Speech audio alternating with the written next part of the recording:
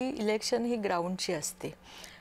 महायुतीतले आम्ही सगळेच पक्ष जे आहोत, म्हणजे जी समजा मानसिकता भाजपची असेल, जी भाजपच्या कार्यकर्त्याला वाटतं की नाही आमचेच लोक आले पाहिजेत, आम्हाला सगळं मिळालं पाहिजे, आणि ही सगळ्या पक्षाची, नाही भाजपची नाही शिवसेनेची तीच मानसिकता आहे, सगळ्यांची तीच आहे. त्यामुळे ग्राउंड लेवलला आत्ता पक्षाची तिथली जडणघडण, तिथल्या कार्यकर्त्यांना किती न्याय देऊ शकतो ह्या बेसिसवर वरिष्ठ त्या पद्धतीने ठरवतील.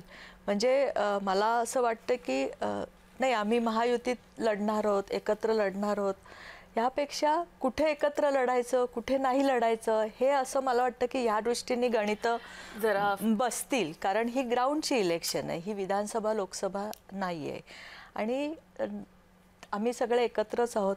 त्यामुळे नंतर परत बेरजेचंच राजकारण होईल, आणि त्यामुळे मी एवढा कॉन्फिडेंटली सांगते की सत्ता आमचीच येणार.